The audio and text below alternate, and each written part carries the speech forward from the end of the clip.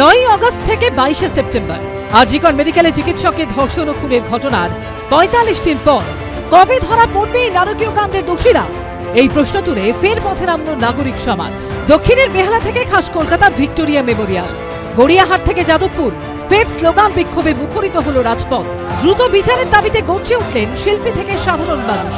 নিজেদের শিল্প সৃষ্টিকে হাতিয়ার করে রবিবার রাসবিহারীর তপন থিয়েটারে একসঙ্গে প্রতিবাদে সামিল হলেন চিত্রশিল্পী থেকে সঙ্গীত শিল্পী, নাট্য ব্যক্তিত্ব থেকে অভিনেতা ও পরিচালকেরা। কখনো প্রতিবাদের মাধ্যম হলো রং তুলি আর ক্যানভাস, আবার কখনো গানে গানে উঠল দুষ্টের দমনের বার্তা। বিচার তো পাওয়া যায়নি, বিচার যতদিন না পাওয়া যাচ্ছে ততদিন পর্যন্ত প্রতিবাদ চলবে।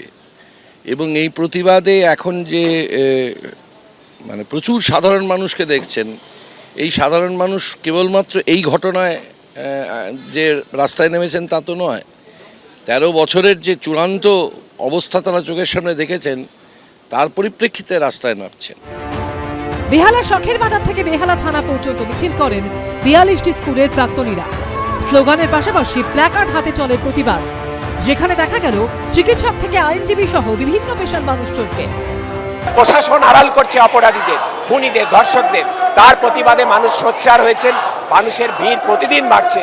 আর যত প্রতিবাদী কণ্ঠস্বর রোধ করার চেষ্টা করছে সরকার এবং প্রশাসন, তত মানুষের জেদ বাড়ছে, তত মানুষের ভিড় বাড়ছে। টানা ৪২ দিনের আন্দোলনের পর ফের আংশিকভাবে কাজে ফিরেছেন জুনিয়র ডাক্তাররা, কিন্তু তারপরেও এতটুকু কমেনি আর্চিকর কাণ্ডের প্রতিবাদের ছাঁচ।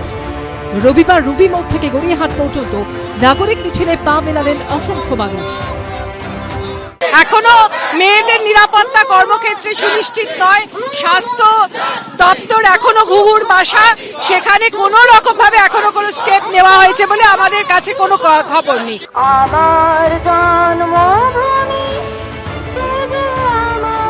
ঢাকুরিয়া থেকে গড়িয়াহাট পর্যন্ত মিছিল করেন কার্মেল স্কুলের প্রাক্তনীরা।